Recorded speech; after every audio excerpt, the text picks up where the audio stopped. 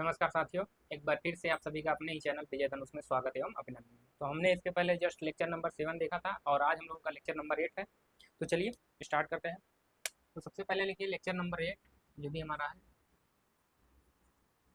और इसके पहले हम लोगों ने देखा था कि कौन से मतलब सेट और ऑपरेशन मिला के ग्रुपाइड बन जाते हैं, ग्रुप या मोनाइड जो भी था वो सारी चीज़ें हम लोगों ने देख ली थी और हमने एक फ्लो चार्ट भी बनाया था। उन सारी चीज़ों को आप लोगों ने नोट कर लिया होगा। आज हम लोग उसके आगे बात करेंगे, ठीक। तो चलिए सबसे पहले एक डिफिनेशन लिखिए और फिर उसको समझते हैं। तो डिफिनेशन में हम लोग सबसे पहले लिखेंगे let G comma O be a groupoid with identity element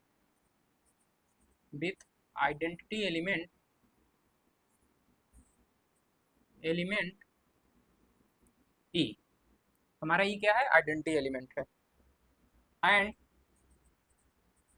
A belongs to G, और एक एलिमेंट हमारा ए कहाँ बिलोंग कर रहा है? सेट जी में। देन फर्स्ट लिखेंगे, पहला लिखिए फर्स्ट, जो ए डैश है एक दूसरा एलिमेंट कहाँ बिलोंग करेगा? वो भी जे में, जिसको हम बोल रहे हैं ए डैश। तो A dash is called left inverse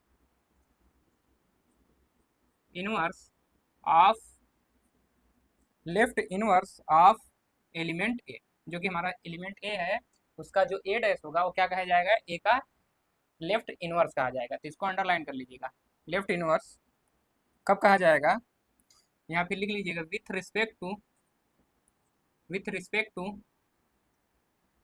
respect to identity element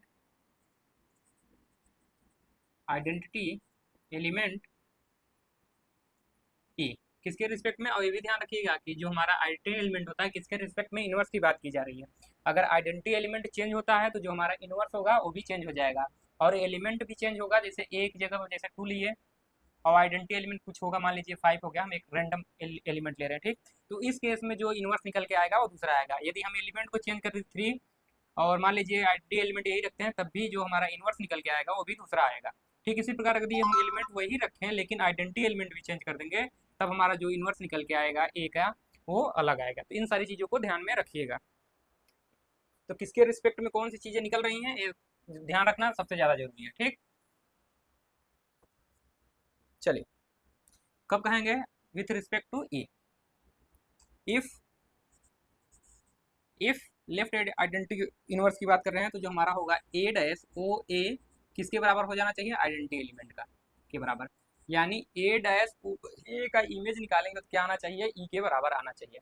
operation की जगह ए क्या है? जो हमारा ओ क्या है? ऑपरेशन। आप लोग जानते हैं इसको इस तरीके से भी लिख सकते हैं आप लोग। ए को दूसरे तरीके से कैसे लिखते थे? ऑपरेशन लिखते थे ब्रैकेट में ए डैश कामा ओ। अगर इसका इमेज निकाले तो क्या आना चाहिए? वो आइडेंटिटी एलिमेंट ही आना चाहिए, कोई दूसरा एलिमेंट नहीं आना चाहिए। तब हम क्या कहेंगे? ए डैश को ए का लेफ्ट इनवर्स क्यों कहेंगे? क्योंकि इसको देखिए यहाँ पर है, यदि यहाँ पर हम लोग 0 मान लें तो इसके साइड वाले इस साइड को क्या कहते हैं? हम लोग लेफ्ट साइड कहते हैं और इस साइड को क्या कहते हैं? Right side. तो अगर हमारा जो ए है अगर यहाँ पर हो तो ए को हम किस साइड से ऑपरेट कर रहे हैं? लेफ्ट साइड से, इसलिए इसे क्या कहा जा रहा है? Left inverse. अगर इसी को हम लिखते A O A inverse sorry A dash, तब अगर आइडेंटिटी आता तो इसको हम क्या कहते हैं? राइट, क्या कहते हैं? राइट इनवर्स, सॉरी हाँ राइट इनवर्स। किसका? ए का, क्योंकि इसको किस साइड से ऑपरेट कर रहे हैं? इस पे ए पे। समझ में आया सभी को? तो इन सारी चीज़ों को ध्यान में रखिएगा। तो सेकंड यही लिखेंगे कि ये तो लेफ्ट इनवर्स हो गया, सॉरी इसको लिख लीजिए A dash O A equal to क्या आना चाहिए? Identity element. तब हम कहेंगे ए डैश को क्या कहेंगे? इसका लेफ्ट इनवर्स। अब राइट इनवर्स देख लेते हैं। तो सेकंड नंबर पे लिखिएगा राइट इनवर्स के लिए। तो ठीक इसी प्रकार ऐसे लिखेंगे ए डैश ए डबल डैश। देखिए कभी कभी क्या होता है कि लेफ्ट इनवर्स और राइट इनवर्स एक ही हो सकते हैं, सेम हो सकते हैं और कभी कभी अलग भी हो सकते हैं। सब उसको देखेंगे, ठीक। लेकिन अभी देख कंडीशन पढ़ेंगे, अलग अलग नहीं होते हैं वो दोनों सेम ही, चाहे लेफ्ट से ऑपरेट करें या राइट से ऑपरेट करें। तो जो हमारा क्या निकल के आता है? लेफ्ट इनवर्स निकल आता है और राइट इनवर्स निकल के आता है, दोनों सेम ही होती हैं, ठीक। जैसे कि आइडेंटिटी एलिमेंट के केस में हुआ था। तो यहाँ लिखेंगे ए डैश बिलोंग टू जे। और ये जो इनवर्स कहाँ बिलोंग करेंगे? सारे के सारे उसी सेट जी में ही बिलोंग करेंगे, नहीं कि किसी और सेट में, ठीक। यह जरूरी नहीं है कि लेफ्ट इनवर्स एग्जिस्ट कर रहा है तो राइट इनवर्स भी आपका एग्जिस्ट करे। तो इन सारी चीज़ों को ध्यान में रखिएगा। तो A double dash belongs to G is called right inverse of A with respect to, किस एलिमेंट के लिए, ए के लिए, with respect to identity element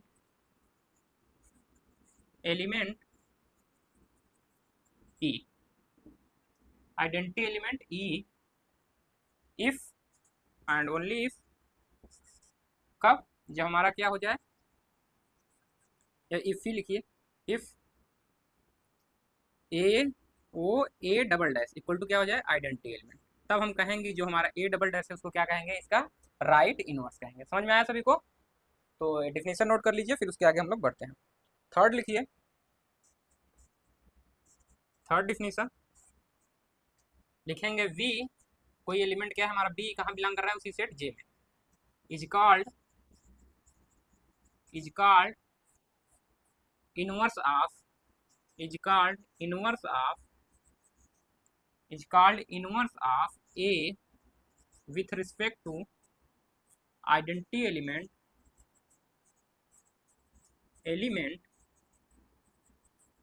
E if क्या हो जाए, AOB equal to BOA equal to क्या हो जाए, E, तब हम B को कहेंगे E का क्या, इनवर्स है। देखिए लेफ्ट साइड से ऑपरेट करें बी को, किसके साथ, ए के साथ, और बी को राइट साइड से ऑपरेट करें किसके साथ, ए के साथ, तब जो हमारा रिजल्ट निकल के आए, अगर वो आइडेंटिटी एलिमेंट ही मिलता है, तब हम बी को कहते हैं ए का क्या है, इनवर्स। जैसे हम लोग आइडेंटिटी केस में क्या कहते थे कि लेफ्ट आइडेंटिटी निकाले थे ई ओ, ऐसे करके किसी के साथ ऑपरेट किए थे, तो क्या आया था हमारा, पहले ई वन मान के चले थे, फिर E2 मान के चले थे, और किसी एलिमेंट ए के साथ ऑपरेट कहे थे, तो हमने कहा कि अगर इसको लेफ्ट से ऑपरेट करते हैं तो वही एलिमेंट आना चाहिए। फिर हमने कहा था कि E2 को, जो हमारा है उसको लेफ्ट साइड राइट साइड से ऑपरेट करें, तभी वही एलिमेंट आना चाहिए था, तो हम इसको क्या कहते थे, लेफ्ट आइडेंटिटी, इसको राइट आइडेंटिटी कहते थे। और फिर हमने कहा कि ई को कहेंगे इसका आइडेंटिटी एलिमेंट कब, जब ई ओ ए इक्वल टू क्या हो जाए, ए ओ ई इक्वल टू क्या हो जाए, ए, उस केस में। ठीक इसी प्रकार यहाँ पर इनवर्स की जब बात की जा रही है, तो उसी प्रकार से कहा जा रहा है कि बी को हम क्या कहेंगे, इसका इनवर्स कहेंगे कब, जब उसको लेफ्ट से भी ऑपरेट करें एंड राइट से भी उस एलिमेंट के साथ ऑपरेट करें, तो हमारा क्या आना चाहिए, आइडेंटिटी एलिमेंट आना चाहिए। यदि ऐसा होता है तब हम इसको क्या कहेंगे, बी को ए का इनवर्स कहेंगे। और कैसे डिनोट करते हैं इसको भी लिख लीजिएगा, लिखिए, it is denoted by it is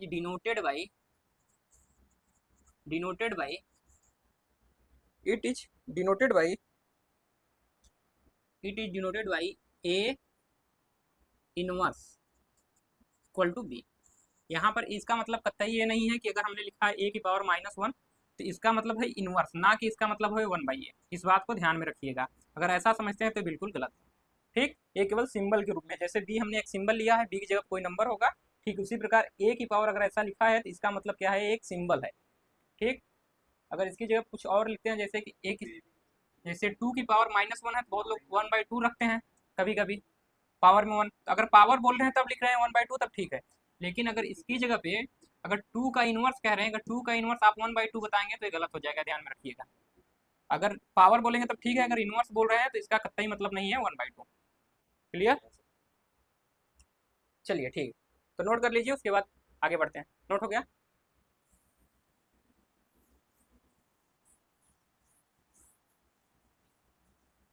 जहां ना समझ में आया करिए आप लोग कमेंट कर दिया करिए। तो आपने सीख लिया है कि लेफ्ट इनवर्स क्या होता है, राइट इनवर्स क्या होता है, और इनवर्स क्या होता है किसी भी एलिमेंट का।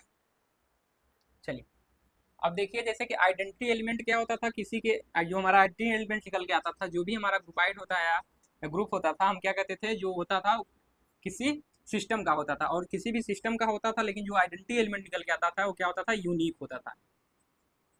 ठीक, इसके अलावा कोई नहीं। अगर दो इसका क्या हो गया, आइडेंटिटी एलिमेंट हो गया, तो दो के अलावा इस सिस्टम का, पूरे सिस्टम का आइडेंटिटी एलिमेंट 2 ही रहेगा। ऐसा नहीं होगा 3 हो जाएगा, कुछ समय बाद 4 हो जाएगा, ऐसा नहीं होता था। लेकिन इनवर्स क्या होता है, इनवर्स किसी भी एलिमेंट का निकलता है, यानी कि जो हमारा सेट जी दिया रहेगा, और सेट जी में बहुत सारे एलिमेंट होंगे, जैसे हम जी की जगह पर अगर नेचुरल नंबर ले लें तो नेचुरल नंबर क्या होगा, 1 2 3 4 डाट डाट करके इस तरीके से होगा। क्लियर है? और इस पर कोई ऑपरेशन अगर हम प्लस ले लेते हैं, चलिए प्लस अगर ऑपरेशन ले लेते हैं, चलिए ठीक है प्लस ही लेते हैं अभी, या मल्टीप्लीकेशन ले लेते हैं सबसे अच्छा। अगर मल्टीप्लीकेशन ले लेते हैं तो इस पर मल्टीप्लीकेशन लेते हैं, तो जो हमारा नेचुरल नंबर और डॉट बनेगा इसके साथ, सिस्टम में बनेगा, इसके लिए जो आइडेंटिटी एलिमेंट क्या होता था, वो 1 होता था, ठीक। लेकिन अगर इनवर्स की बात की जाए तो इनवर्स जब भी निकाला जाएगा वो एलिमेंट का निकाला जाएगा, ना कि सिस्टम का। फिर ध्यान रखिएगा, तो सेट में जो भी एलिमेंट होंगे उनका इनवर्स निकलेगा। यदि 1 का इनवर्स पूछा जाए तो इसको डिनोट करा जाएगा 1 की पावर -1। तो इसका जो इनवर्स आएगा तो क्या आएगा, वो कैसे जानेंगे, इसी जो फार्मूले को हम लोग यूज किए थे कि एक ऐसा एलिमेंट ढूंढिए जो इसके साथ लेफ्ट से भी ऑपरेट करें और राइट से भी ऑपरेट करें। डॉट है तो मल्टीप्लीकेशन है, तो ऑपरेट करें तो क्या आना चाहिए हमारा, आइडेंटिटी एलिमेंट। आइडेंटिटी एलिमेंट हमारा यहाँ 1 है, तो 1 के साथ क्या ऑपरेट करेंगे, 1 आएगा, तो 1 ही को ऑपरेट कर दीजिए तो क्या आ जाएगा 1। यानी कि जो हमारा ये है, इसको अगर उसी एलिमेंट के साथ उसी एलिमेंट को ऑपरेट करने पे आइडेंटिटी एलिमेंट आता है तो हम उसे कहते हैं सेल्फ इनवर्स। तो ये सेल्फ इनवर्स है, ठीक, इनवर्स। तो इसका जो इनवर्स होगा ए की पावर -1 का 1 ही होगा। अगर 2 की बात करें इसी प्रकार, तो 2 का जो अगर इनवर्स निकाला जाए तो क्या होगा, 2 के साथ क्या ऑपरेट करेंगे, क्या आ जाए हमारा आइडेंटिटी एलिमेंट। तो 2 के साथ केवल एक ही अगर मल्टीप्लीकेशन है तो उस केस में क्या होगा हमारा, 2 के साथ 1/2 अगर मल्टीप्लाई करते हैं तभी हमारा क्या आएगा 1, और 1 हमारा क्या है आइडेंटिटी एलिमेंट ई की जगह पे, ठीक। लेकिन अगर 1/2 की बात करें तो 1/2 क्या नेचुरल नंबर में है, नहीं है। यानी 2 का जो इनवर्स है वो नेचुरल नंबर में एग्जिस्ट नहीं कर रहा है। तो इसका मतलब अगर बात किया जाए 2 का इनवर्स क्या इस नेचुरल नंबर, यानी ये जो हमारा सिस्टम है उसके लिए, उसमें 2 जो हमारा एलिमेंट 2 है उसका क्या इनवर्स एग्जिस्ट कर रहा है, तो बिल्कुल एग्जिस्ट नहीं कर रहा है। इसी प्रकार 3 की बात की जाए तो 3 का क्या इनवर्स एग्जिस्ट करेगा, तो 3 के लिए भी क्या चाहिए, अगर मल्टीप्लीकेशन के साथ है तो 1/3, क्योंकि यहाँ पर आइडेंटिटी एलिमेंट 1 आ रहा है, तो यानी ई आना चाहिए और ई की जगह क्या आना चाहिए 1। तब कब आएगा, जब 1/3 होगा। लेकिन 1/3 कहाँ है, उस सेट में है कि नहीं ये भी देखना होगा, तो उस सेट में नहीं है, यानी 3 का भी इनवर्स क्या करेगा, एग्जिस्ट नहीं करेगा। यानी कि 3 की पावर -1 की बात करें तो ये एग्जिस्ट नहीं करेगा, डज नॉट एग्जिस्ट लिख सकते हैं, डज नॉट एग्जिस्ट। लेकिन कब, जब हम सेट नेचुरल नंबर ले रहे हैं और ऑपरेशन क्या ले रहे हैं, डॉट ले रहे हैं। हो सकता है सेट हम बदल दें और ऑपरेशन बदल दें, तो जो हमारा इनवर्स निकल के आएगा वो दूसरा हो सकता है, ठीक। समझ में आया सभी को।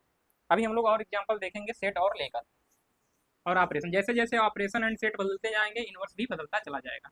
ये जरूरी नहीं है कि जैसे यहाँ पर अभी 1 का जो हमने इनवर्स निकाला है 1 आया है, जरूरी नहीं है कि हर सेट में 1 ही आए।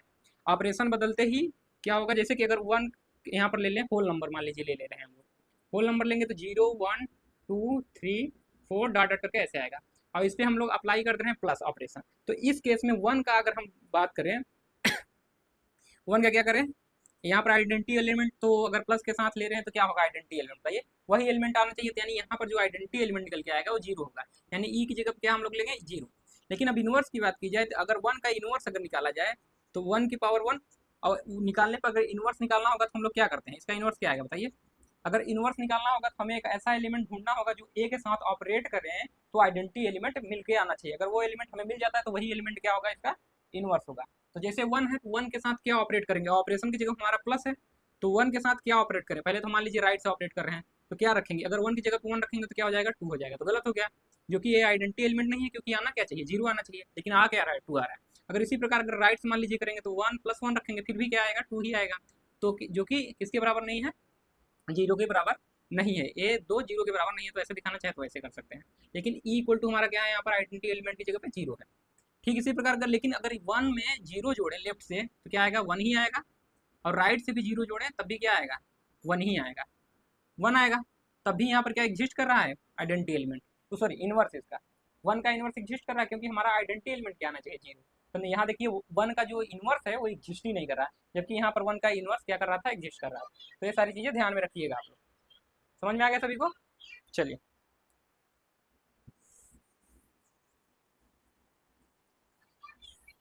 तो इस तरीके से समझ लीजिए कि कभी भी जो निकलेगा इनवर्स किसी भी एलिमेंट का निकलता है, लेकिन अगर वहीं आइडेंटिटी एलिमेंट की बात की जाती है तो किसी भी सिस्टम का, ठीक। और उसके आगे लिखिए थ्योरम, एक थ्योरम लिखिए इंपॉर्टेंट है कि क्या किसी भी एलिमेंट का जो इनवर्स होगा एक ही सेट के लिए, जो हमारा पास सिस्टम दिया रहेगा उसके लिए, और उस एलिमेंट के लिए क्या अलग अलग होगा कि एक ही होगा। अगर सेट वही है, ऑपरेशन वही है, तो जो एलिमेंट होगा उसका लेफ्ट इनवर्स जो होगा और राइट इनवर्स होगा वो दोनों क्या ही होंगे, सेम होंगे, अगर एग्जिस्ट कर रहे हैं तब। अगर नहीं एग्जिस्ट कर रहा है तो उसकी बात ही हम लोग नहीं करेंगे। तो चलिए लिखिए, late,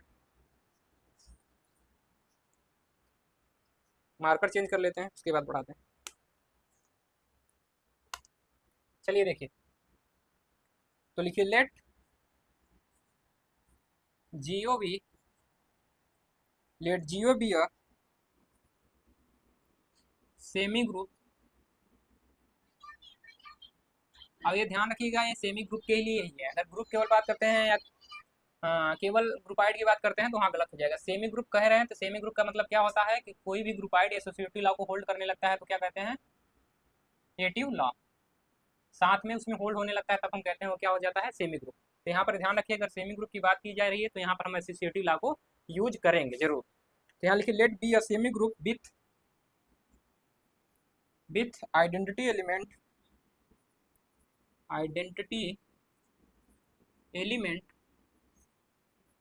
E, identity element E and A belong to G. एक हम एलिमेंट ले रहे हैं, कहाँ बिलोंग कर रहा है, जी।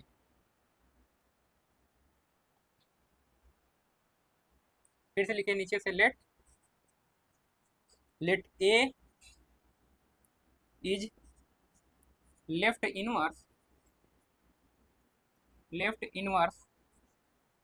Of A and A double dash is right inverse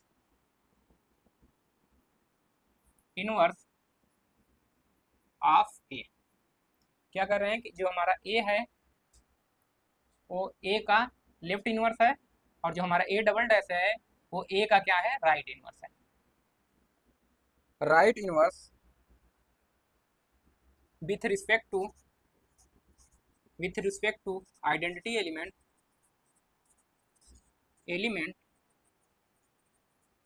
ई। किसके रिस्पेक्ट में, आइडेंटिटी एलिमेंट ई के रिस्पेक्ट में। देन तब हमें दिखाना है कि जो हमारा ए और ए डबल डैश होगा वो दोनों क्या होंगे, सेम होंगे। यानी कि जो इसका लेफ्ट इनवर्स किसी भी एलिमेंट का निकल के आएगा और राइट इनवर्स निकल के आएगा, दोनों अलग अलग नहीं हो सकते, वो दोनों क्या होंगे, सेम होंगे। यही हमें प्रूव करना है। क्लियर है सबको, ये ध्यान रखिएगा। चलें प्रूव करें, चलिए प्रूफ देखिए इसका।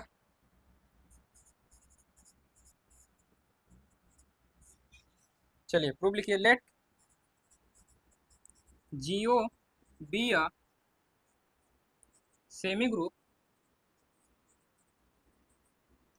Group with identity element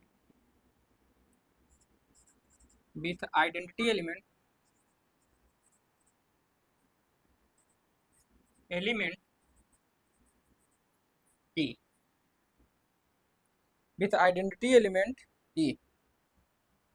late, देखिए यहाँ पर जो हमारा ए दिया हुआ है और ए डैश दिया हुआ है वो दोनों दिए हुए हैं कि ये लेफ्ट इनवर्स है और राइट इनवर्स है, वही हम लेके चल रहे हैं। A belong to G let A belong to G and A is left inverse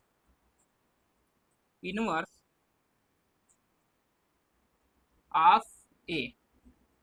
then तब हम क्या लिख सकते हैं, with identity element E. Then तो हम लिख सकते हैं यहाँ पर कि जो हमारा क्या होगा, ई ए ओ ई जो होगा वो किसके बराबर आएगा, अगर इसका है ए के बराबर आएगा। और यहीं से लिख सकते हैं ई ओ ए जो आएगा वो भी क्या आएगा, वो भी क्या आएगा, हमारा ए ही आएगा। इसको इक्वेशन नंबर 1 दे दीजिए। कहाँ से लिख पाए हैं, आइडेंटिटी एलिमेंट के प्रॉपर्टी से, क्योंकि आइडेंटिटी एलिमेंट को किसी भी एलिमेंट के साथ ऑपरेट किया जाता है तो वही एलिमेंट आता है। तो हमने इसको क्या किया, लेफ्ट, सॉरी, हाँ ठीक है, ये क्या है, लेफ्ट इनवर्स है ना, लेफ्ट इनवर्स, तो इनवर्स वाला लगाएंगे। एक मिनट, लेफ्ट इनवर्स ए डैश करिएगा यहाँ पर A dash, let A dash is the left inverse, A dash कर लीजिए यहाँ पर, तो एंड ए डैश, इसको भी लिखिएगा, A belong to G and A dash is the left inverse of A.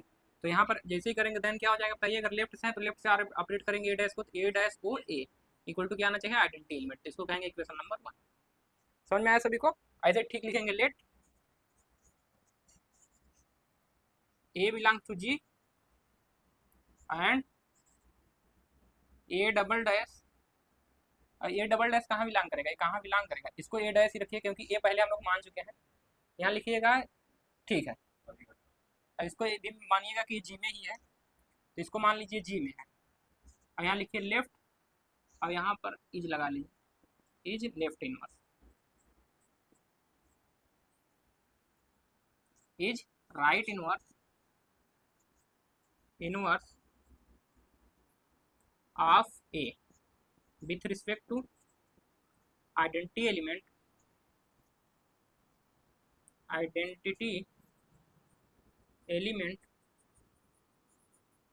A. Then हम लोग क्या कह सकते थे बताइए, राइट से इसको ऑपरेट करना है तो किसके साथ ऑपरेट करेंगे, ए का एक साथ, ए ओ ए डबल डैश, तो क्या मिलना चाहिए, आइडेंटिटी एलिमेंट, इसको कह सकते हैं सेकेंड। समझ में आएगा। तो जब हम लेफ्ट से ऑपरेट किए तब भी क्या मिला हमें, आइडेंटिटी एलिमेंट, और राइट से ऑपरेट किए तो क्या मिला, आइडेंटिटी एलिमेंट, किसके डेफिनेशन से, लेफ्ट इनवर्स और राइट इनवर्स के।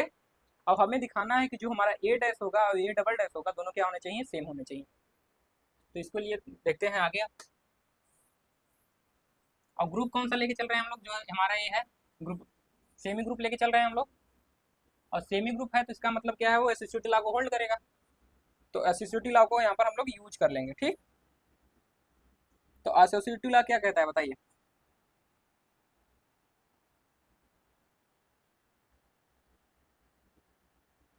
चलिए। तो ए को हम लिख सकते हैं कैसे, यहाँ ध्यानपूर्वक आगे देखिएगा, तो ए को हम लोग लिख सकते हैं ए डैश ओ ई, लिख सकते हैं ऐसा।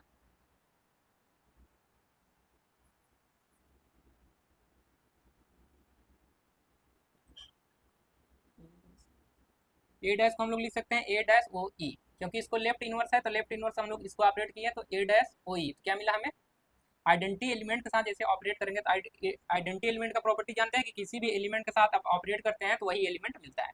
तो जो अगर हम ए डैश कहाँ ले रहे हैं, जी में ले रहे हैं, और आइडेंटिटी एलिमेंट भी हमारा कहाँ बिलोंग करेगा, जी में। लेकिन आइडेंटिटी एलिमेंट को अगर ए के साथ ऑपरेट करेंगे ए डैश ओ ई, तो क्या मिलेगा, वही एलिमेंट मिल जाएगा, किसकी प्रॉपर्टी से, आइडेंटिटी एलिमेंट की प्रॉपर्टी से। तो इसको हम लोगों ने ऐसा लिख लिया।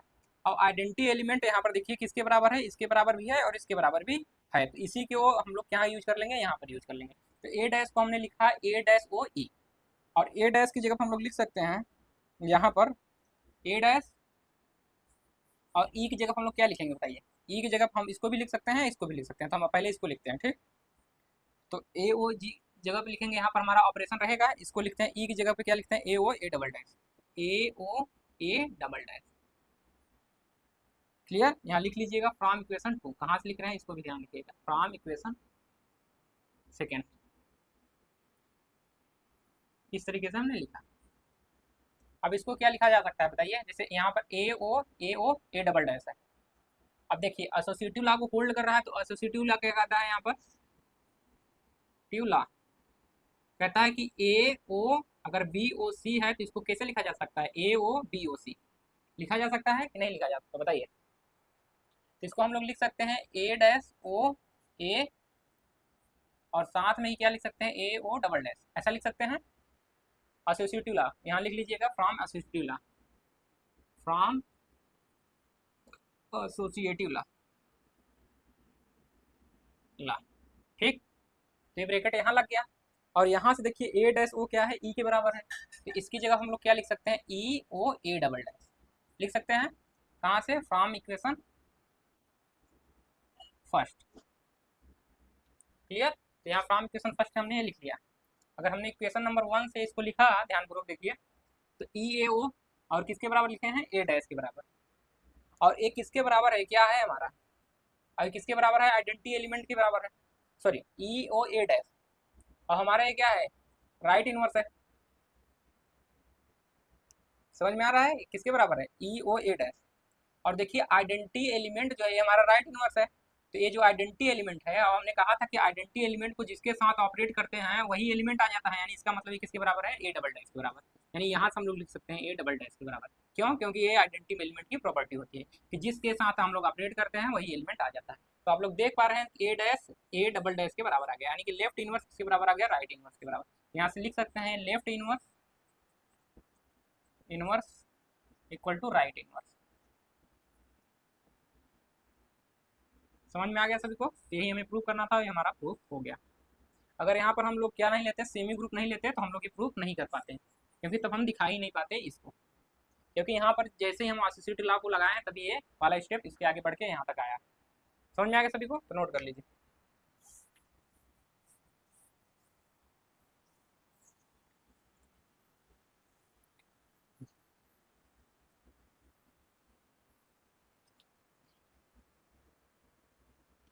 चलिए अब हम लोग देखेंगे कि ग्रुप क्या होता है, तो उसकी डिफिनीशन लिखेंगे और उसको ध्यानपूर्वक समझेंगे। तो अब अगला हेडिंग लगाइएगा ग्रुप, कि ग्रुप क्या होता है। तो यहाँ से हेडिंग लगा लीजिए ग्रुप, कि ग्रुप होता क्या है। तो सबसे पहले हम लोग डिफिनीशन लिखेंगे ग्रुप की, उसके बाद समझेंगे। Let G be a set, let G be a set and O be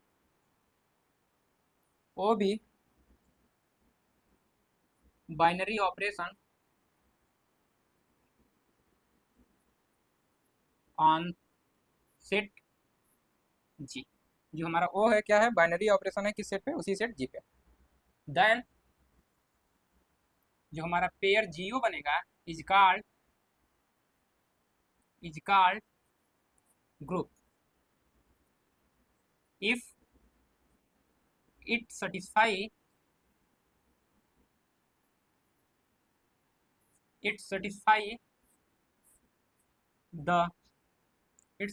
the following condition।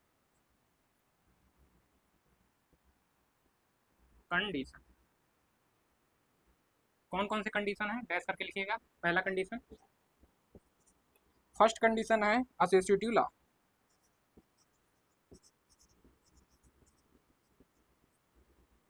क्या करे वो, एसोसिएटिव लॉ को होल्ड करे। तो एसोसिएटिव लॉ क्या कहता है हमारा, कि A O B O C equal to क्या होना चाहिए, A O B O C. For all A B C कहाँ बिलोंग करने चाहिए, सारे सारे जी में, उसी सेट जी में। तो पहला कंडीशन एसोसिएटिव लॉ को होल्ड करना चाहिए। सेकेंड नंबर, जो दूसरा कंडीशन है existence of identity.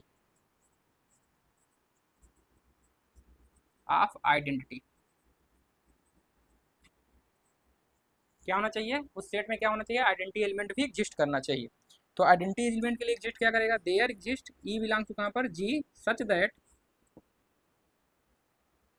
E O A equal to A O E equal to क्या होना चाहिए, A for all A belongs to कहाँ पर, जी। यानी जितने भी एलिमेंट जी में बिलोंग कर रहे हैं उसके लिए कंडीशन क्या होनी चाहिए, सेटिस्फाई होनी चाहिए। थर्ड नंबर लिखिए, एग्जिस्टेंस ऑफ इनवर्स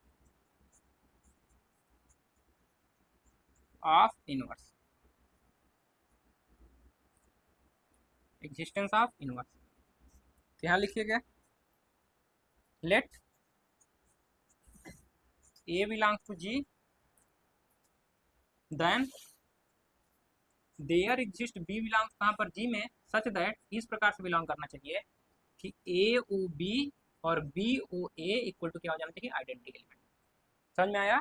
यदि कोई एलिमेंट जी में मिल रहा है तो उसका इनवर्स हमें कहाँ मिलना चाहिए, सेट जी में। मतलब देयर एग्जिस्ट एक एलिमेंट ऐसा जरूर मिलना चाहिए जिसके लिए अगर हम ए के साथ उसको ऑपरेट करते हैं तो हमें क्या मिलना चाहिए, identity element for all A comma B कहाँ बिलोंग करना चाहिए, जी में। जितने भी एलिमेंट सेट जी में है सभी के लिए हमें क्या मिलना चाहिए, उसका इनवर्स भी एग्जिस्ट करना चाहिए। समझ में आ गया। या यहीं से लिख सकते हैं इसको, कि जो हमारा ए इनवर्स है वो किसके बराबर है, बी के बराबर। तो ये हमें मिलना चाहिए कंडीशन। तो तीन कंडीशन हो गए, अभी कुछ और कंडीशन है उसको भी लिखिए। तो जगह नहीं है, जगह है तो लिख लीजिए यहाँ पर। फोर्थ कंडीशन क्या है, फोर्थ नंबर पे है हमारा,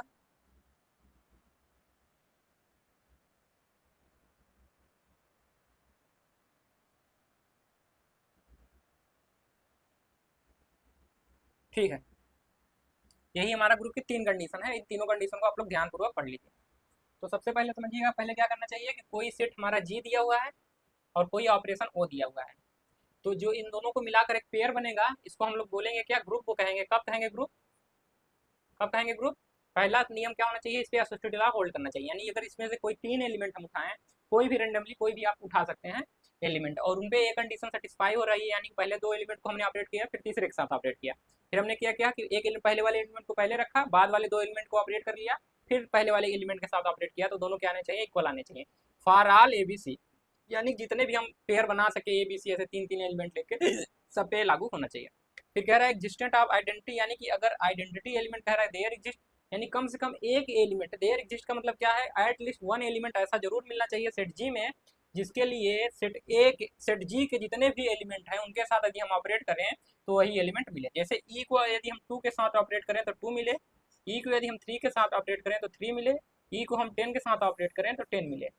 ठीक, जिस सेट के लिए बात कर रहे हैं उस सेट के लिए हम लोग एक बात कह रहे हैं। समझ में आ रहा है सभी को? तो इस तरीके से हमें एक एलिमेंट मिलना चाहिए।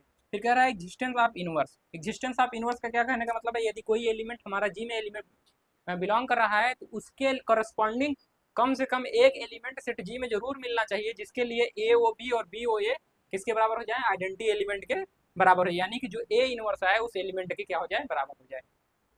समझ में आ गया? तो ये 3 कंडीशन अगर कोई भी हमारा क्या है सिस्टम फॉलो करता है तो उसी सिस्टम को हम लोग क्या कह देंगे कि वो क्या है, उसको क्या कहेंगे, उसको हम लोग कहेंगे ग्रुप। समझ में आ गया सभी? अब चलिए देखते हैं ग्रुप के एग्जाम्पल। तो मिटा दी इसको, जहाँ नहीं समझ में आएगा बताइएगा आपको। इसीलिए इसके जस्ट पहले हमने पढ़ा दिया आपको लेफ्ट इनवर्स क्या होता है, राइट इनवर्स क्या होता है, और एग्जिस्टेंस ऑफ आइडेंटिटी, ये सारी चीज़ें आप लोग जान रहे हैं। चलिए आगे देखते हैं। अगला हेडिंग लगाइए, कम्यूटेटिव या अबेलियन ग्रुप किसे कहते हैं। लिखिए कम्यूटेटिव, कम्यूटेटिव ऑब्लिक में इसी को कहा जाता है अबेलियन। कम्यूटेटिव या अबेलियन, अबेलियन ग्रुप, यहाँ ई है, ई कर लीजिएगा, अबेलियन ग्रुप। तो या कभी कभी आपको कम्यूटेटिव ग्रुप कह के पूछेगा या अबेलियन ग्रुप कह के पूछेगा, तो दोनों की बातें क्या है, सेम। तो लिखिए a group, a group GO is called,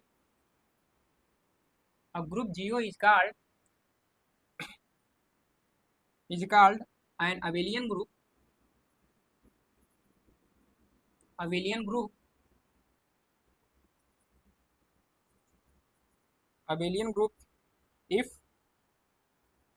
AOB equal to BOA for all A comma B belongs to कहाँ पर, सेट जी में। यानी इस पर क्या लागू हो जाना चाहिए, कम्यूटेटिव लॉ होल्ड करना चाहिए। कोई ग्रुप है तो उसके में 3 कंडीशन सेटिस्फाई होने चाहिए। कोई यदि ग्रुप है, ये मान लीजिए ग्रुप है, तो इस पर 3 कंडीशन कौन कौन से थे, पहला एसोसिएटिव लॉ, ठीक, दूसरा हमारा था एग्जिस्टेंस ऑफ आइडेंटिटी, और थर्ड था हमारा क्या, एग्जिस्टेंस ऑफ इनवर्स, इनवर्स ये था। अब इसी के साथ अगर कम्यूटेटिव लॉ भी इस पे होल्ड हो जा रहा है, यानी फोर्थ कंडीशन अगर इसमें लागू हो जा रहा है, कम्यूटेटिव लॉ, टेटिव लॉ भी होल्ड हो जा रहा है, तब हम लोग क्या कहेंगे, अगर ये 4 कंडीशन सेट करेंगे तो इसी ग्रुप को हम अब क्या कहने लगेंगे, क्या है हमारा अविलियन ग्रुप है, अविलियन ग्रुप। सेकेंड ईयर में अभी आप लोग पढ़े होंगे कि अविलियन ग्रुप क्या होता है। तो इसी ग्रुप को अब नया नाम दे देंगे, क्या कह देंगे उसको, अविलियन ग्रुप। कब, जब ये कम्यूटेटिव लॉ को भी होल्ड करने लगे। समझ में आ गया सभी को? चलिए चलिए आप लिखिए एग्जाम्पल लिख लेते हैं। तो यहाँ लिखिएगा some important examples of abelian group, abelian group oblique किसी को क्या कहा जाता है, कम्यूटेटिव ग्रुप, ग्रुप। तो ध्यान रखिएगा दोनों नाम एक ही हैं, बस नाम अलग अलग है। बहुत लोग केवल नाम से कंफ्यूज हो जाते हैं, तो इस बात को ध्यान रखिएगा। तो फर्स्ट लिखिए पहला, तो हमारा जो हमारा इंटीजर होता है जेड प्लस के साथ अबेलियन ग्रुप फॉर्म जो फॉर्म करते हैं उसको लिख लीजिए। जो हमारा क्यू होता है वो प्लस के साथ, और जो हमारा आर होता है वो भी प्लस के साथ, आर अबेलियन ग्रुप,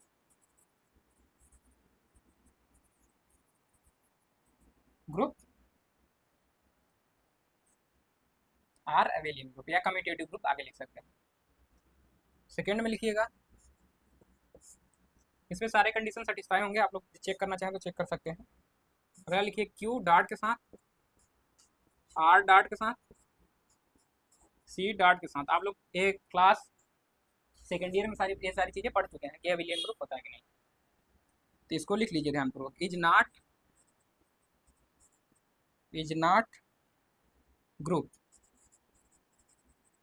बिकॉज, ये आप लोग जानते हैं कि जो हमारा क्यू है, आर है और सी डॉट है, सारे के सारे क्या नहीं होते हैं, ग्रुप नहीं होते हैं। क्यों नहीं होते हैं, क्योंकि इन सभी का जो इसमें एलिमेंट आता है, आर में जो जीरो होता है आर में बिलोंग करेगा, और जीरो क्यू में भी बिलोंग करेगा, और जीरो कॉम्प्लेक्स नंबर में भी बिलोंग करेगा। लेकिन अगर इनवर्स की बात की जाए, क्योंकि तभी ग्रुप कहते हैं जबकि सारे कंडीशन सेटिस्फाई हो।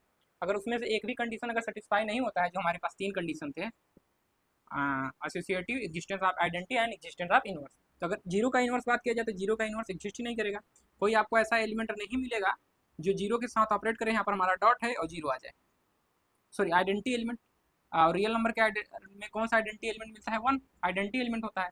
अगर वन हमारा आइडेंटिटी एलिमेंट है तो जीरो में क्या मल्टीप्लाई करेंगे तो वन आएगा।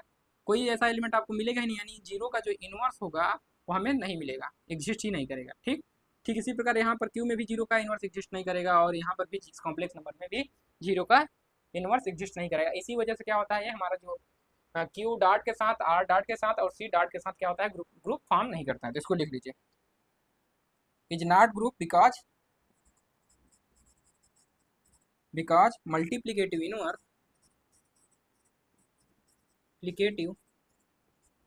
मल्टीप्लीकेटिव इनवर्स क्यों बोल रहे हैं? क्योंकि मल्टीप्लीकेशन है। अगर एडिशन होता है तो इसी बोलते हैं एडिटिव इनवर्स। ठीक, multiplicative inverse does not exist,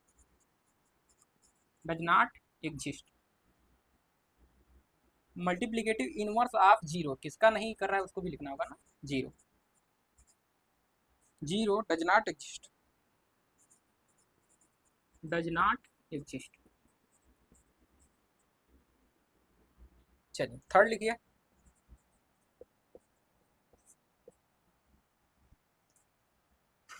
तो यहाँ पर लिखना चाहे अगर ब्रैकेट में समझने के लिए तो लिख सकते हैं कि जीरो बिलोंग करे कहाँ पर, रियल नंबर में बिलोंग करता है, और जीरो कहाँ बिलोंग करता है, क्यू में भी बिलोंग करता है, और जीरो कहाँ बिलोंग करता है, कॉम्प्लेक्स नंबर। बट एंड जो हमारा ई क्या होता है, एंड जो हमारा आइडेंटिटी एलिमेंट होता है ई इक्वल टू क्या होता है, वन होता है, जो कि रियल नंबर में बिलोंग करता है, वन कॉम्प्लेक्स नंबर के लिए भी होता है और वन रेशनल नंबर के लिए भी होता है। बट जो जीरो का इनवर्स होता है डज नॉट एग्जिस्ट, यानी एग्जिस्ट नहीं करता है। क्लियर है सबको? तो ऐसे बना के लिख लीजिए। थर्ड नंबर में लिखिए कि जो हमारा क्यू स्टार है, अगर जीरो हमारी परेशानी दे रही है तो अगर हम जीरो किसमें हटा देंगे तो क्या हो जाएगा, स्टार। तो यानी कि अब जीरो नहीं है तो डॉट के साथ देखेंगे, और रियल नंबर है तो उसको भी देखेंगे, रियल नंबर पे स्टार लगा देंगे डॉट, एंड कॉम्प्लेक्स नंबर पे स्टार लगा के देखेंगे। अब जीरो नहीं है, बाकी सबका तो एग्जिस्ट करेगा अगर जीरो हट गया तो। अब वन का निकालना चाहें तो वन का निकालेंगे, तो वन में क्या मल्टीप्लाई कर दें कि हमारा वन आ जाए, तो वन में वन मल्टीप्लाई कर देंगे तो यानी कि वन का जो इनवर्स होगा वन हो जाएगा। क्लियर? तो अब सारे के सारे एलिमेंट एग्जिस्ट करते हैं, केवल जीरो का नहीं एग्जिस्ट कर रहा था, इसलिए वो ग्रुप नहीं हो पा रहा था। अब यहाँ पर एग्जिस्ट करने लगा तो यानी ये क्या हो जाएगा, हमारा ग्रुप हो जाएगा। तो यहाँ से लिख सकते हैं are abelian group. Abelian group होने के लिए पहले ग्रुप होना चाहिए, जरूरी है। ठीक, तो ध्यान रखिएगा, क्योंकि यहाँ पर ग्रुप ही नहीं हुआ था तो यहाँ पर ये सारी सारी चीज़ें अबिलियन ग्रुप भी नहीं होंगे। तो देयरफॉर यहाँ से लिख सकते हैं, यहाँ पर देयरफॉर इसीलिए they are not abelian group, क्योंकि अब अलग से अगर नहीं लिखा है यहाँ अबिलियन ग्रुप तो बहुत लोग सोचेंगे यहाँ पर तो ग्रुप की ग्रुप आप कहें कि ग्रुप नहीं है, अबिलियन ग्रुप नहीं बताया है तो इसको बता देंगे आप लोग अबिलियन ग्रुप। तो ये सारी चीज़ें ध्यान में रखा करिए, क्योंकि अबिलियन ग्रुप किसको कहा जा रहा है, उसी ग्रुप को। कब कहा जा रहा है, जो उस पर कम्यूटेटिव लॉ भी होल्ड कर रहा है। समझ में आ रहा है सभी को? इतनी बातें नोट हो गई सबको? आगे बढ़े, चलिए आगे देखिए। अब हम लोग देखेंगे कॉम्प्लेक्स नंबर वाला जो यहाँ पर है, सी डॉट के साथ, सी स्टार डॉट के साथ अबिलियन ग्रुप है कि नहीं, इसका प्रूफ देखेंगे पूरा का पूरा। ठीक, तो चलिए प्रूफ देख लेते हैं कि अबिलियन ग्रुप कैसे फॉर्म कर रहा है, सारी कंडीशन को देखेंगे केवल सी पे, और अगर पूछना होगा तो कभी उसी को पूछेगा, कॉम्प्लेक्स नंबर पर ही। तो जो चीज़ें इंपॉर्टेंट है उसको हम करा दे रहे हैं। तो अब लगाइएगा for C star dot, for C star dot is an abelian group, is an abelian group. अब इस पर देखेंगे सारे कंडीशन क्या हमारे सेटिस्फाई हो रहे हैं या नहीं हो रहे हैं। ठीक, चलिए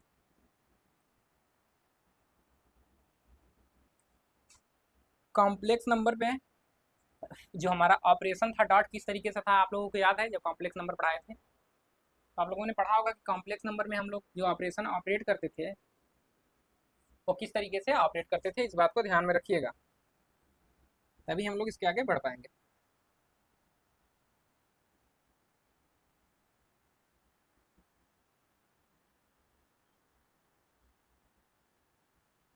अब यहाँ देखिए सी स्टार लगा है तो कोई भी एलिमेंट अगर हमारा सी स्टार में होगा तो क्या वो जीरो के बराबर हो सकता है? नहीं, क्योंकि जीरो नंबर कॉम्प्लेक्स नंबर है कि नहीं, क्योंकि हम जीरो कैसे लिखते हैं, जीरो प्लस आई जीरो लिख सकते हैं, तो जीरो को हम एक कॉम्प्लेक्स नंबर कह सकते हैं।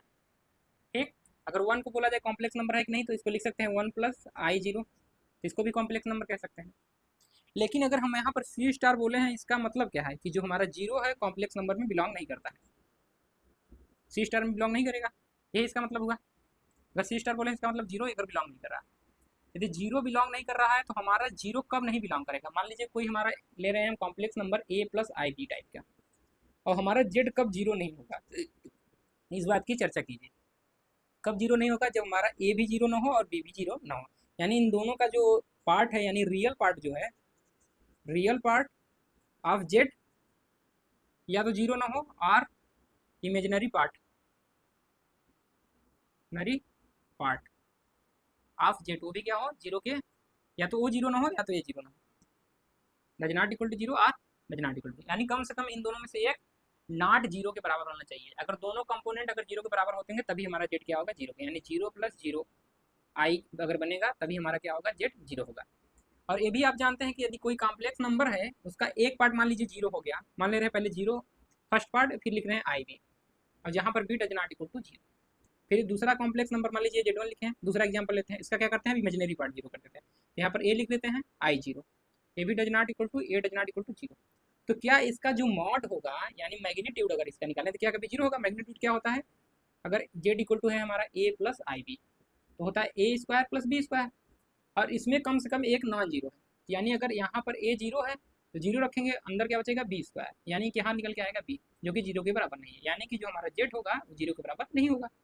लेकिन फिर यहाँ पर देखें, अगर दूसरा पार्ट जीरो हो जा रहा है तो ऐसे भी निकालेंगे, तो अगर यहाँ पर ए जीरो नहीं होगा, बी जीरो हो जाएगा दूसरे केस में, तो यहाँ पर बचेगा ए स्क्वायर, और इस केस में भी हमारा क्या होगा, ए आएगा, जो कि जीरो के बराबर नहीं है। यानी आप दोनों केस में देख पा रहे हैं, यदि हमारा दोनों में से कोई एक पार्ट जीरो नहीं है तो हमारा जो जेड है वो जीरो नहीं होगा। इसका मतलब जितने भी एलिमेंट हमारा सी स्टार में बिलोंग करेंगे, कोई भी जेड अगर सी स्टार में बिलोंग कर रहा है तो इम्प्लाइज करेगा कि जो उसका मैग्नीट्यूड होगा वो जीरो के बराबर नहीं होगा। यानी किस तरीके के कॉम्प्लेक्स नंबर सी स्टार में है, सी स्टार में कौन कौन से एलिमेंट है जिनका मैग्नीट्यूड क्या है, जीरो नहीं है। अगर आप ऐसा क्यों समझा रहे हैं इसको, क्योंकि कभी भी अगर हमें दिखाना होगा कि कोई एलिमेंट मान लीजिए हम ले रहे हैं, मान लीजिए जेड से ही दिखाते हैं, मान लीजिए हम कह रहे हैं कि हमारा क्या है पी, हम कह रहे हैं कॉम्प्लेक्स नंबर में है, अगर इसको दिखाना है कि हमें कॉम्प्लेक्स नंबर में है तो हमको ये दिखाना होगा कि जो पी का मैग्नीट्यूड होगा वो does not equal to zero के बराबर। अगर पी का जो मैग्नीट्यूड है अगर जीरो के बराबर आ जाएगा तो हम नहीं कहेंगे कि पी हमारा कहाँ बिलोंग कर रहा है, सी स्टार में बिलोंग कर रहा है। ठीक, ये सारी चीज़ें समझ लीजिए जिनको अभी तक नहीं समझ में आई थी, समझ में आ गया। यानी ऐसे कॉम्प्लेक्स नंबर सी स्टार में हैं जिनका मैग्नीट्यूड क्या होगा, जीरो के बराबर नहीं होगा, या मॉडुलस कह सकते हैं जिसका मॉडुलस क्या होगा, जीरो के बराबर नहीं होगा। चलिए लिखिए, लेट हम मान लेते हैं दो element, let Z1 and Z2 belong to C star, then इसका क्या मतलब हो गया कि जो हमारा मैग्नीट्यूड ऑफ Z1 होगा does not equal to zero, and magnitude of Z2 does not equal to zero, ये दोनों के दोनों जीरो नहीं होंगे।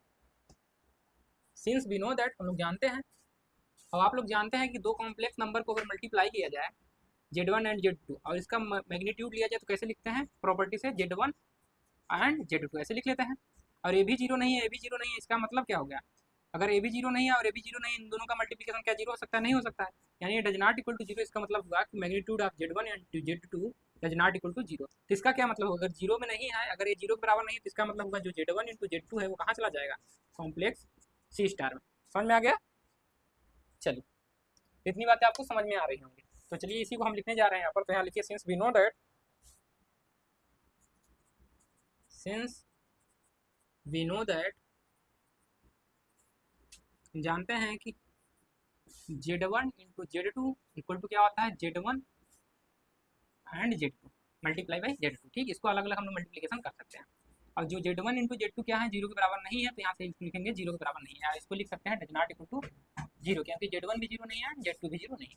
इसका मतलब ये इंप्लाइज करेगा कि जो हमारा Z1 इंटू Z2 का मॉड है वो क्या होगा, वो भी जीरो के बराबर नहीं होगा। अगर ऐसा हो गया तो ये हम इंप्लाइज करेगा कि जो हमारा Z1 एंड Z2 है कहाँ चला जाएगा, Z1 इंटू Z2 कहाँ चला जाएगा, सी स्टार में चला जाएगा। तो हम यहाँ से लिख सकते हैं कि Z1 का Z2 belong to C star implies Z1 into Z2 कहाँ बिलोंग कर रहा है, सी स्टार में। तो इसका मतलब ये क्या हो गया, बाइनरी ऑपरेशन को होल्ड कर रहा है पहला, समझ में आया सभी को? तो यहाँ से हम लोग कह सकते हैं कि क्या हमारा हो गया ग्रुपाइड। तो यहाँ से लिख सकते हैं कि जो हमारा सी स्टार है डॉट के साथ क्या है ग्रुपाइड है, इज ग्रुपाइड। ये हमारा क्या फॉर्म कर गया ग्रुपाइड फॉर्म कर गया। इतनी बातें सबको समझ में आ रही हैं? अब हमें इसमें क्या दिखाना है, एसोसिएटिव लॉ होल्ड कर रहा है कि नहीं कर रहा है, और फिर हम दिखाएंगे एग्जिस्टेंस ऑफ आइडेंटिटी और एग्जिस्टेंस ऑफ इनवर्स। तो सबसे पहले फर्स्ट कंडीशन चलिए दिखते हैं क्या देखेंगे। सबसे पहले हम लोग एसोसिएटिव लॉ होल्ड हो रहा है, तो लिखिए एसोसिएटिव लॉ।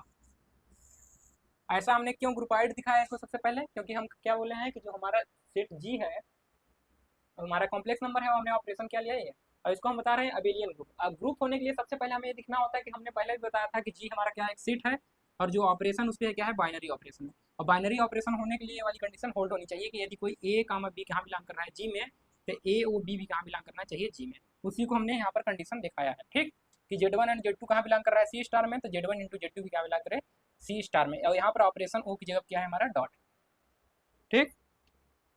नहीं बहुत लोगों को आएगा कि ग्रुपाइड क्यों प्रूव कर रहे हैं जब हम सीधे एसोसिएटिव लॉ पे क्यों नहीं आगे।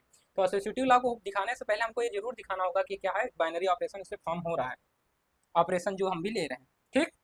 अब चलिए एसोसिएटिव लॉ पे बढ़ते हैं। तो एसोसिएटिव लॉ के लिए हमें कितने एलिमेंट चाहिए, 3 एलिमेंट चाहिए। तो हम 3 एलिमेंट किस में लेंगे सी स्टार में। तो चलिए मान लेते हैं।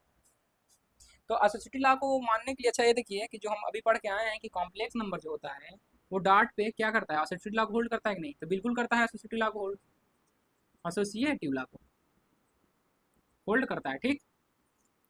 इसके जस्ट पहले हम लोग सारी चीज़ें पढ़ ली हैं। तो अगर सी स्टार में डाल दे, अगर सी हमारा है इसमें जो एलिमेंट होंगे देखिए इधर जीरो होगा, अब इसके आगे बहुत सारे कॉम्प्लेक्स नंबर होंगे, बहुत सारे कॉम्प्लेक्स नंबर होंगे, ठीक, सारे कॉम्प्लेक्स नंबर होंगे। इनमें से हमने क्या किया कि वो जीरो को हटा दिया, बाहर कर दिया, तो जो बना है सेट क्या वो सेट इसका सबसेट नहीं होगा, तो क्या होगा कॉम्प्लेक्स नंबर का क्या होगा सबसेट होगा, ठीक। अगर ये सबसेट है तो सारे एलिमेंट के लिए हमारा सिस्टम होल्ड कर रहा था, अगर जीरो को हटा देंगे तो क्या नहीं होल्ड करेगा, होल्ड करेगा। यानी कि वो सी के साथ हमारा जो डॉट है सी पर, सी के साथ क्या है लॉ को होल्ड कर रहा है, तो क्या सी स्टार के साथ नहीं होल्ड करेगा, तो होल्ड करेगा। तो यहाँ से लिख सकते हैं हम लोग, यहाँ लिखेंगे since dot on C is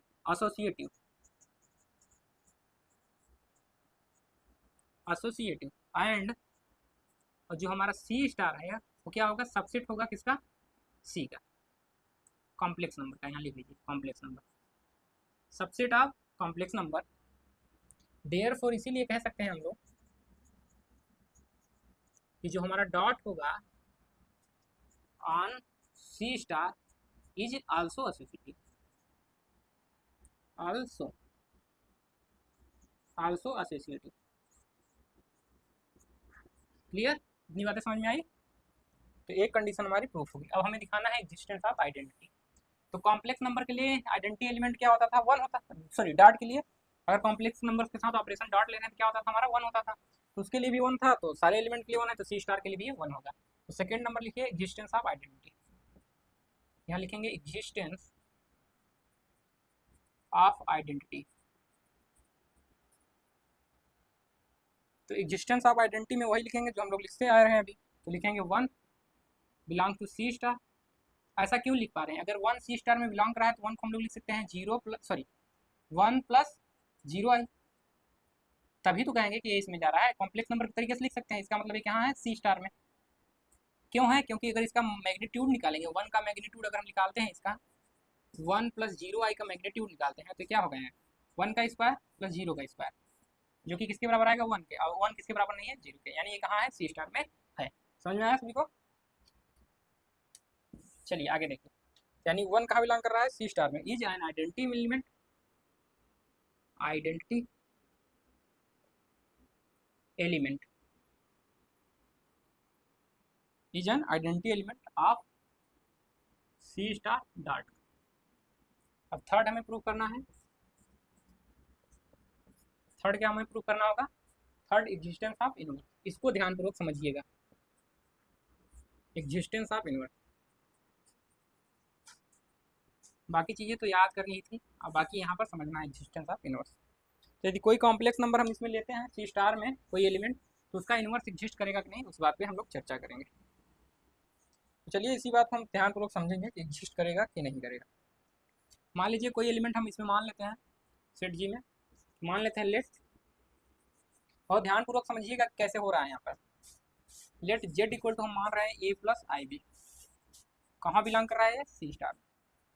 अगर हमने कह दिया कि ये सी स्टार में बिलोंग कर रहा है, इसका मतलब हमारा क्या है कि जो हमारा जेड का मैग्नीट्यूड होगा वो क्या होगा, जीरो के बराबर नहीं होगा। देन हम यहाँ से लिख सकते हैं, कि mod of z equal to under root a square plus b square does not equal to zero, ऐसा लिख सकते हैं हम लोग। और अगर किसी भी जेड का complex number a plus i b लिखते हैं, अब इसका क्या लिखे, कंजुगेट लिखते हैं, तो कैसे लिखते हैं, ए जो हमारा साइन रहता है उसको चेंज कर देते हैं आई बी। तो इसका मैग्नीट्यूड निकालेंगे तो क्या आएगा, इसका भी अगर मैग्नीट्यूड निकालेंगे बार का, तो क्या आएगा, ए स्क्वायर बी स्क्वायर, जो कि किसके बराबर होता है, जेड के ही बराबर होता है। अगर ए जीरो नहीं है तो क्या ए वाला मैग्नीट्यूड हमारा जीरो होगा, तो ए भी जीरो के बराबर नहीं होगा। इसका मतलब हम लोग कह सकते हैं कि mod of Z and mod of जो हमारा कंजुगेट होगा उसका जेड मैग्नीट्यूड दोनों जीरो के बराबर नहीं होंगे। ठीक, क्लियर है सबको। तो अगर ये जेड के बराबर जीरो नहीं है तो यहाँ से हम लोग कह सकते हैं कि z bar does not equal to zero, ये इंप्लाइज कर देगा कि जो हमारा जेड बार है वो भी कहाँ चला जाएगा, सी स्टार में। यानी कि हमारा जो कॉम्प्लेक्स नंबर जेड है वो सी स्टार में है, तो उसका जो कॉन्जुगेट है वो भी कहाँ चला जा रहा है, सी स्टार में। चलिए नाउ अब हम लोग निकाल लेंगे ए प्लस आई बी, सॉरी इसका इन्वर्स निकालना है तो हम इन्वर्स निकालेंगे, 1 ए प्लस आई बी निकालेंगे अब हम। तो ए प्लस आई बी निकालेंगे तो इसको कैसे लिख सकते हैं, इसको सॉल्व करेंगे तो इसमें क्या करेंगे, इसके कंजुगेट से मल्टीप्लाई करेंगे ऊपर नीचे। तो यहाँ पर लिखेंगे 1 ए plus i b into A minus i B upon A minus i B. अब इसको सॉल्व करना है हम लोगों को, तो यहाँ से सॉल्व करेंगे, देखिएगा ध्यानपूर्वक। इसको सॉल्व करेंगे तो हमारा ऊपर बचा ए प्लस आई बी, नीचे वाले को मल्टीप्लाई करेंगे तो क्या हो जाएगा, यहाँ पर ए स्क्वायर, देखिए यहाँ माइनस होगा लेकिन आई स्क्वायर के कारण यहाँ पर क्या हो जाएगा, प्लस एंड बी स्क्वायर। क्यों आया, मल्टीप्लाई करके दिखा दे रहे हैं, a plus i b multiply by a minus i b. A plus b का फॉर्मूला जानते हैं, तो ये हो जाएगा a square minus b square, i b का स्क्वायर, और ए स्क्वायर तो ए ही स्क्वायर रहेगा, लेकिन आई स्क्वायर हो जाएगा यहाँ इंटू बी स्क्वायर हो जाएगा। आई स्क्वायर बराबर -1 होता है, ए स्क्वायर और यहाँ से -1 इंटू बी स्क्वायर, तो ए स्क्वायर माइनस माइनस प्लस हो जाएगा, यहाँ पर आ जाएगा बी स्क्वायर। तो इसकी जगह हम लोग ऐसा लिख सकते हैं। समझ में आया सभी को। चलिए और ध्यानपूर्वक इसको देखिए, तो ऊपर हमारा जो लिखा है ए plus i B, sorry A minus i B होगा ना ऊपर, क्या ए माइनस आई बी लिखिए, ए माइनस आई बी हो गया। और इसको हम लोग लिख सकते हैं क्या, under root a square plus b square का होल स्क्वायर लिख सकते हैं।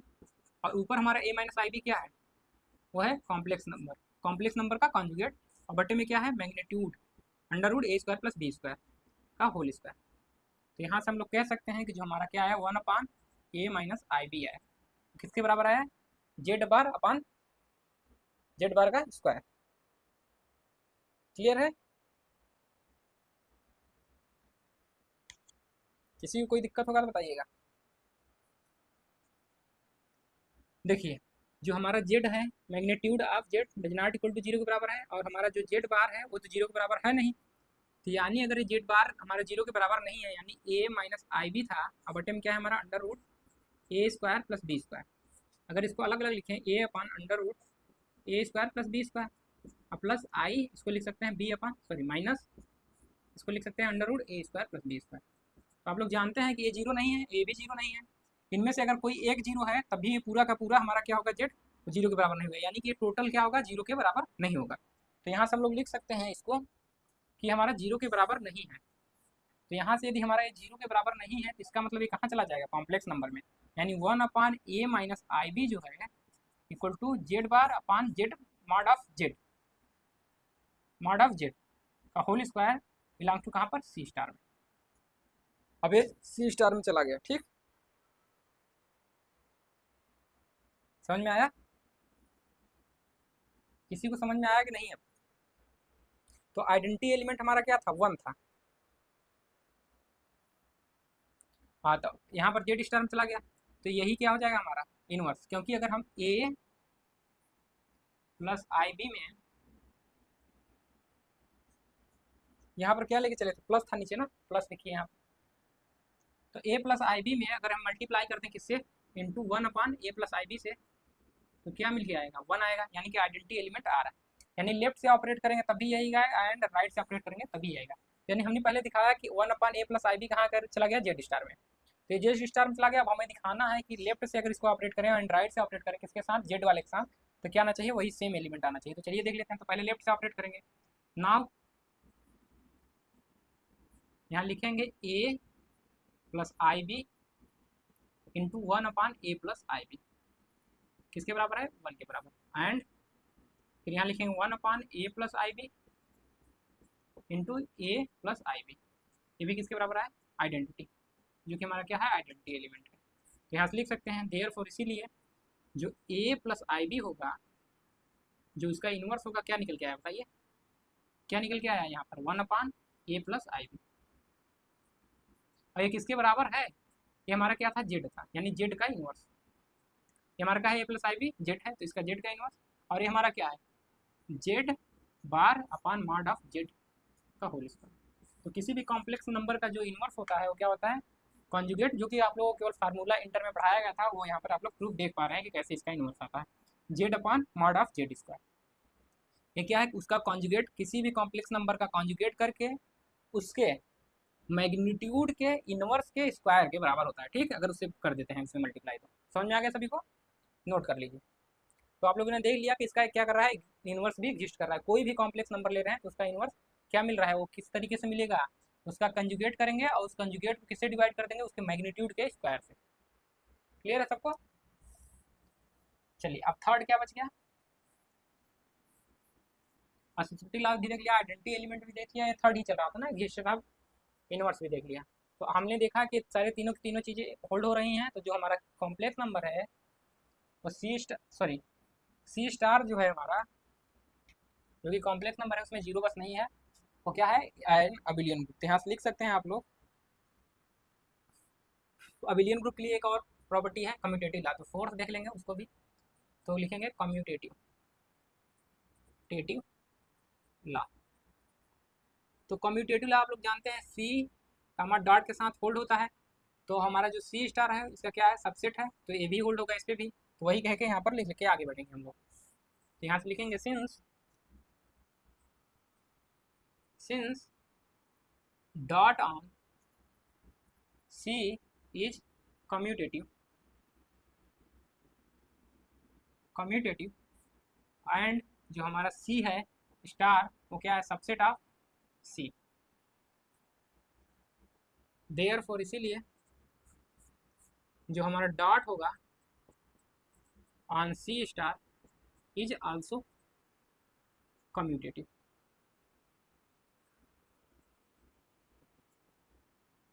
क्लियर इतनी बात है, सब कुछ समझ में आया कि क्या होता है अभिलेन को, ये कम्यूटेटिव लॉ को भी होल्ड करना है। तो यहाँ से लिख सकते हैं कि हेंस, या लिख सकते हैं क्लियरली, जो हमारा सी स्टार होगा और डॉट के साथ इज एन अबिलियन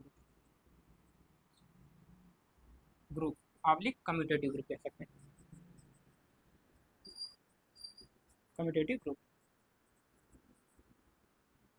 समझ में आया सभी को। किसी को अगर जहाँ नहीं समझ में आया होगा वो लोग पूछ लीजिएगा कि यहाँ नहीं समझ में आ रहा है, तो कमेंट कर दीजिएगा। तो आगे वाले लेक्चर्स में और अच्छे से समझाने का प्रयास करेंगे। और जो लोग अभी तक टेलीग्राम से नहीं जुड़े हुए हैं, टेलीग्राम से जुड़ जाइए, लिख लीजिए टेलीग्राम, संजीत 79 थर्ड AU करके है, सर्च करिएगा तो आपको मिल जाएगा।